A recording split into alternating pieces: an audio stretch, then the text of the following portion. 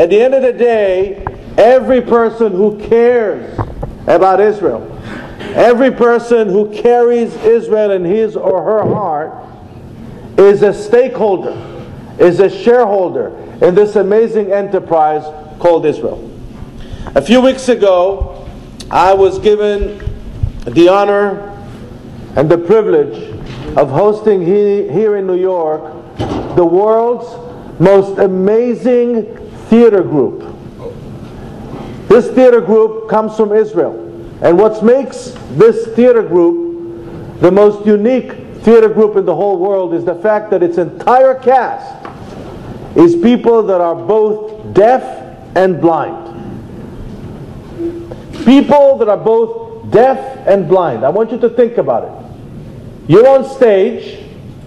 You have to perform for an hour and a half now. You cannot see a thing and you cannot hear a thing. And in this total isolation, you have to know when is your time to perform. How do they do it?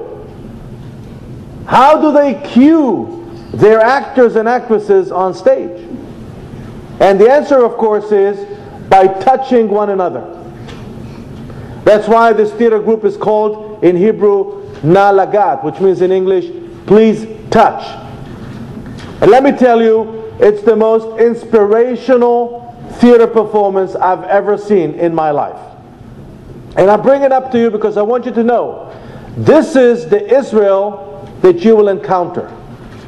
The Israel that is refusing to accept limitations. The Israel that will always find a solution, even for deaf and blind people, to be able to perform. And by the way, today they're internationally recognized. They're all very big stars. Some of them contemplated suicide. That's how depressed they were before they became actors and actresses. Some of them decided at one point that rather than complain about what they don't have, they're going to begin a celebration of what they do have. Rather than complain to the Almighty about the fact that they cannot hear or see, they decided to celebrate their gift of talent. And now they're happy people with a purpose in life. This is the Israel that is awaiting all of you. The Israel that refuses to accept limitations. Russell Robinson represents an organization that is helping Israel to overcome its natural limitations. We inherited from the Almighty an arid land. Thanks to the JNF, this land is actually now producing water, planting trees, rehabilitating rivers. All those things are being done with your help as well. So in conclusion, and I know that the rabbi said I have a great sense of humor, and I know you're expecting a joke. I'm sorry. Well, I'll tell you. There's a joke that actually makes me very sad.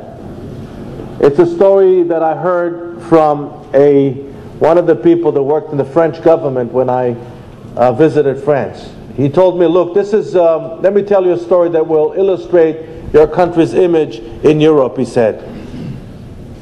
3 Israelis arrived at the Charles de Gaulle airport in France. He approached the immigration officer. He turns to them, says nationality. They say Israeli. Occupation. They look at one another and say, no thank you, we're here just for 3 days.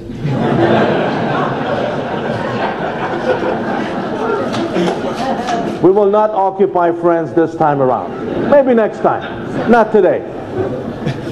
Now, this is our image, whether we like it or not. But I want you to know something. Israel is way more than its problems. Israel is way more than its geopolitical unhappy circumstances. We have so much to offer. I live in a place called the Red Ar Hill. It's outside of Jerusalem. I'm surrounded. Where we live, that the Palestinians refer to as a settlement, is surrounded by 3 Palestinian villages. When